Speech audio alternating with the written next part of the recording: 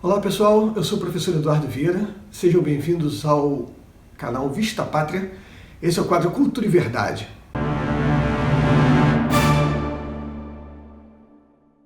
Que papo é esse de golpe? O golpe já foi dado. A esquerda vem falando que o presidente Bolsonaro está criando uma narrativa para fazer um golpe nas eleições de 2022 com esse negócio do voto impresso auditável. Vamos discutir tudo isso. Primeiro, a presunção de que há alguma irregularidade nessa história, que há alguma má intenção. Depois, o uso das terminologias, para a gente saber o que a gente vai pleitear nessa manifestação que estamos organizando, né, por todo o Brasil no dia 1º de agosto.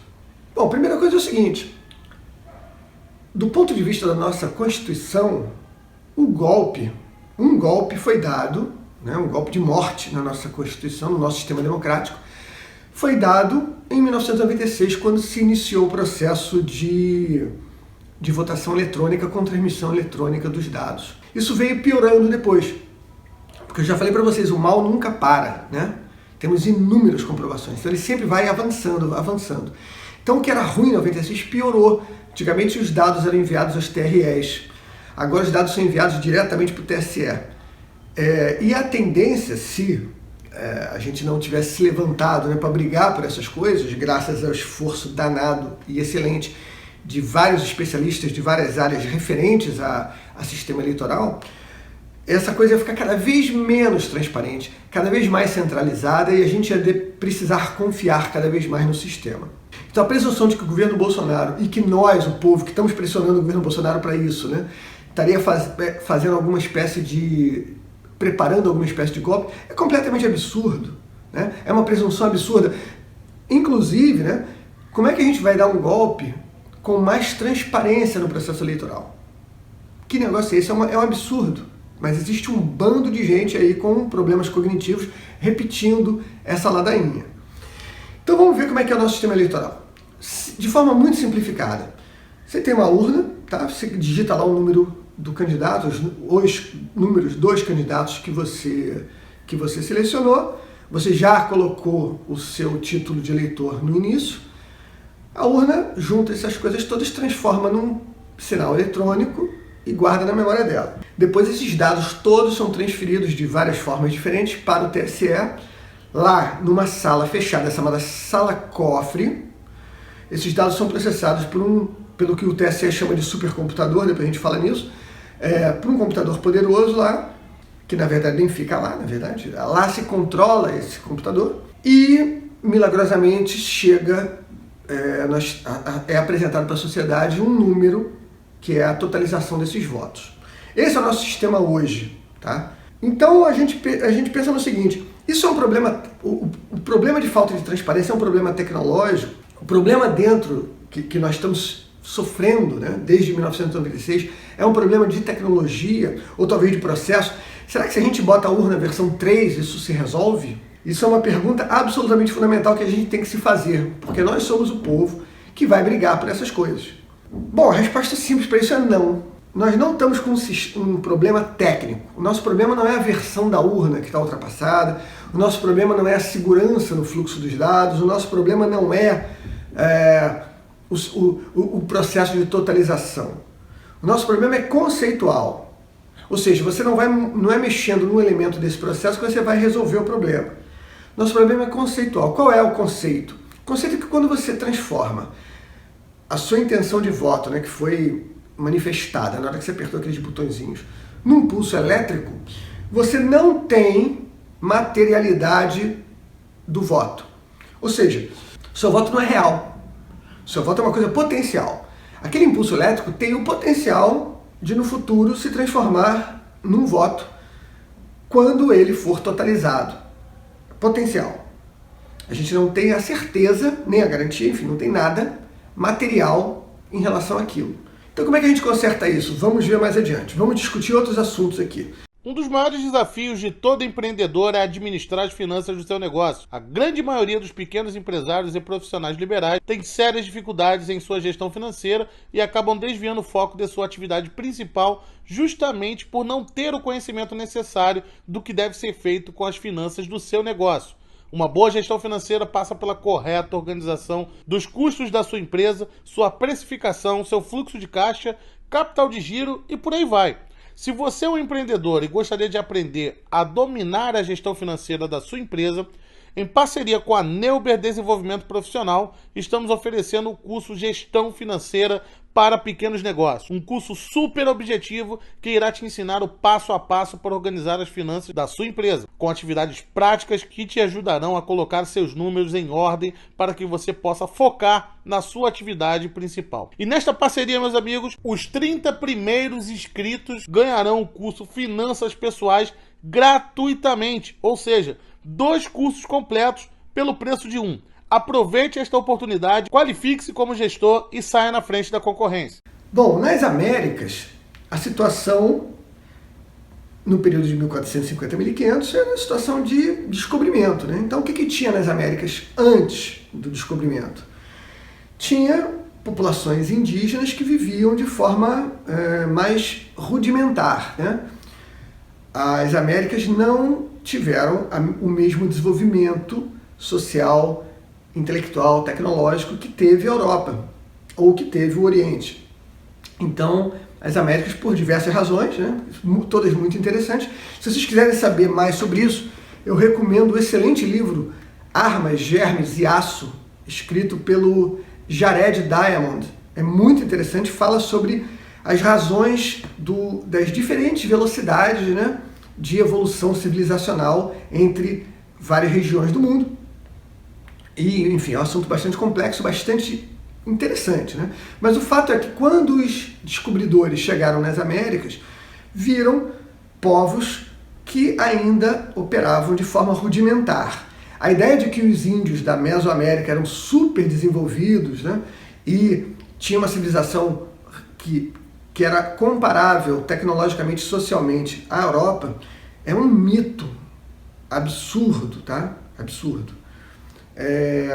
Não vou falar aqui em detalhes sobre a Mesoamérica, já comentei isso em módulos anteriores, né? Mas as Américas, então, eram isso. Eram uma região bastante selvagem, com um povo de tecnologia bastante rudimentar, tá? E aí houve a conquista e a expansão da cultura, então, europeia. Eu falei logo no início, né, que a luta, né, eu tenho visto isso muito entre as pessoas que estão discutindo esse assunto, estamos pedindo o voto auditável, o voto impresso auditável, urnas auditáveis e tudo mais. Bom, o erro no uso dessa palavra é gigante, foi uma infelicidade, né, a turma que trabalha com isso, os nossos parlamentares, mas também não podem prever tudo, né? Não podem pensar em todos os detalhes. A minha recomendação para eles é que, quando eles navegarem numa seara complexa como essa, eles consultem todos esses especialistas, principalmente em relação à questão retórica, para passar de forma mais eficiente a mensagem. O uso do termo auditável é péssimo, pelo seguinte: primeiro, auditoria, você só audita o que já passou. Eu comentei isso outro dia numa live e um cara veio comentar: Eduardo, deixa de ser tolo, você não entende nada, a gente pode auditar um processo para que quando esse processo seja executado, ele esteja perfeitamente limpo. É claro que você pode auditar um processo, mas quando você executar aquele processo, você vai ter que auditar o resultado daquele processo. E para ter o resultado, aquele processo já foi rodado. Então você pode verificar que determinadas coisas estão funcionando da maneira como deveriam, mas isso não significa que na hora que aquele processo for de fato executado, que vai estar tudo redondo. Entendeu a diferença? A auditoria é sempre passado, sempre passado. Então, no caso das eleições, o que seria o auditável, que não nos dá garantia nenhuma? Você pediria, quem pode auditar? Só o TSE. Por quê? Porque a totalização acontece numa caixa preta dentro de uma sala fechada. Você vai auditar isso? Como? O TSE você vai pedir a auditoria para o TSE vai responder: olha só, está aqui os dados da totalização, está tudo certo. Ah não, mas então vamos auditar as urnas. Eu já expliquei em outro vídeo, vocês podem procurar aqui na nossa lista, que Por que você vai, se houver interesse numa fraude, por que você iria mexer na urna quando você pode mexer na totalização? Mas mesmo assim, né? Mesmo assim, se você mexe em determinadas urnas, você sabe, se você é desonesto, você sabe quais são as urnas que você mexeu. Se você vai pedir uma totalização, uma auditoria, você vai mexer naquilo. E quem vai fazer essa auditoria? Vai ser o próprio TSE. Então, de um jeito ou de outro, quando você fala em auditoria, você continua pedindo, você continua dependendo de uma confiança total e inquestionável ao TSE, porque é ele que vai fazer essas coisas. E finalmente, né, você não consegue auditar todas as dezenas de milhares de urnas que estão espalhadas pelo Brasil. Não dá. Se você audita uma parte, você não audita nada, na verdade, porque na totalização, para você conferir a totalização, você tem que ter feito uma totalização paralela. E para você fazer uma totalização paralela, tem que ser uma totalização, o nome já diz, né? Tem que ser todos os votos. Então você tem que confirmar tudo. Então nada disso, né, resolve o nosso problema. Qual é o nosso problema? A gente não consegue garantir que o nosso resultado eleitoral está certo. Pode ser até que esteja, eu não estou acusando necessariamente ninguém de fraude, mas não é razoável, nem ético, inclusive nem legal, né, que se exija do povo brasileiro a confiança total. Ou seja, que diga assim, olha só, a gente fez um processo aqui que a gente não pode verificar se ele está funcionando bem, se houver fraude a gente não consegue levantar essa fraude e vocês vão ter que confiar nisso. Isso não é razoável. Isso é antidemocrático, na verdade. Isso acontece assim desde 96. Então isso é que tem que mudar. Como é que a gente muda isso? A gente muda isso imprimindo o voto, ou seja, dando materialidade à nossa vontade, né, de fazer de passar o nosso poder, de delegar o nosso poder para alguém.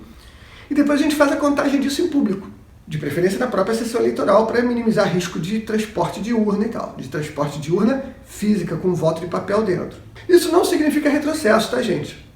Tem muita gente dizendo aí, a gente vai voltar para cédula impressa. Não, pode ter a maquininha lá, é bonitinha, pode cair aquele papelzinho com voto, pode aparecer numa janelinha de acrílico, a pessoa vê aquele negócio e cai, confirma e cai numa urna sem contato com as pessoas.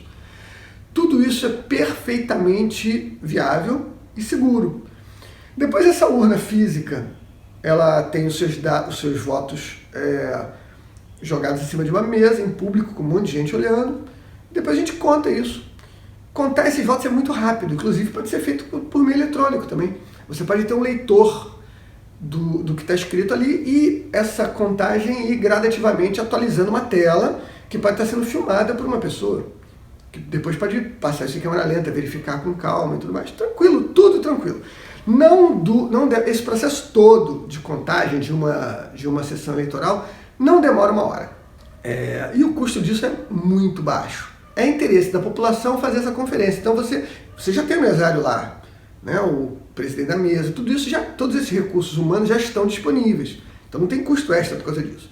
Os recursos, né, de verificação seriam nossos mesmo, a sociedade iria lá verificar, porque a sociedade está interessada nisso, né? Os partidos políticos estão interessados, a mídia está interessada, todo mundo está interessado nesse processo, porque vai definir quem vai mandar no país nos próximos 4 anos, né? Então é claro que é uma coisa de interesse nacional.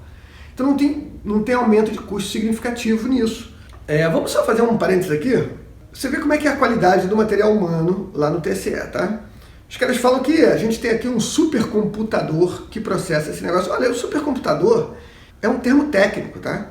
Para ser um supercomputador, ele tem que ter determinadas características. Uma delas é o seguinte, uma operação de ponto flutuante, que é assim que funciona mais ou menos o processamento interno dos computadores, né, é chamada de FLOP. Floating Point Operation. Então, FLOP. A potência, a capacidade de processamento de um computador é medida em quantidade de flops, né, por segundo que ele processa. Então um supercomputador é um computador que processa uma determinada quantidade de teraflops. Esse negócio de tera, giga, né, esses são prefixos de origem grega, né, que querem dizer alguns multiplicadores. Então você tem a unidade, quando você tem 1000 unidades você usa o prefixo quilo, 1 milhão de unidades você usa o prefixo mega, 1 bilhão giga, depois vai para tera e assim sucessivamente. Também existem esses mesmos prefixos para trás, né? Quando você tem 1 milésimo é mili, né? Quando você tem 1 milionésimo é micro, aí divide isso por 1000, né? É nano, pico e por aí vai. Então, um computador que consegue processar, vamos dizer, 500 teraflops por segundo, se dá uma olhada no tamanho desse número aí, né? É bem poderoso. Então, o computador que o TSE tem é um computador possante, né? Só. Ele não é um supercomputador como aqueles que são usados para previsões climáticas, né? Para grandes modelos da realidade e tudo mais, né? E esse computador nem está lá naquela sala, na verdade, né? Naquela sala estão computadores conectados a esse computador maior, que é um computador, se não me engano, da Oracle, que é um serviço de computação que a Oracle oferece, né? E de lá os técnicos operam esse computador, que deve estar nos Estados Unidos, provavelmente, e processam essas informações, né? Então, tudo isso é muito obscuro, né? Tudo isso é muito restrito, da mão de muito pouca gente, e, historicamente, né, são fatos, as apurações sempre são interrompidas no meio da madrugada com variações significativas nos números após essas interrupções. Isso tudo é muito ruim para a nossa democracia. A gente precisa de transparência. E o que o presidente Bolsonaro não se cansa de repetir é isso. A gente quer transparência, a gente precisa de transparência, a gente quer transparência. Então o que a gente tem que pedir no dia 1º? Não é voto auditável, tá, gente? Lamento muito. É chato mudar, é chato ser corrigido. Mas é a verdade. A gente tem que pedir o voto impresso com a contagem pública de todos os votos. É simples. Não é muito complicado. Voto impresso com a contagem pública de todos os votos. Acabou o problema. Teremos eleições transparentes, teremos eleições que nós podemos verificar o resultado, tá? E teremos eleições que nós poderemos confrontar as nossas totalizações com as totalizações feitas pelo TSE. A custo baixíssimo, não estamos falando de nada multibilionário. Essa renovação do processo vai resgatar a confiança que o brasileiro tem que ter no seu sistema eleitoral. É muito simples, é muito necessário, na verdade é imprescindível.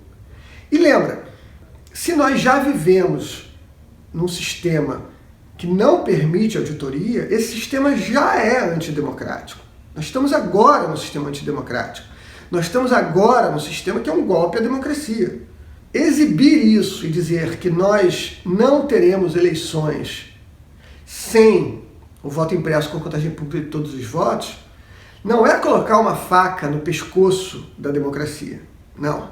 É exigir o retorno às práticas democráticas. É muito diferente. Então cuidado com essa inversão, tá, gente? O pessoal inverte a culpa, né? O que nós estamos aqui exigindo é um retorno à democracia.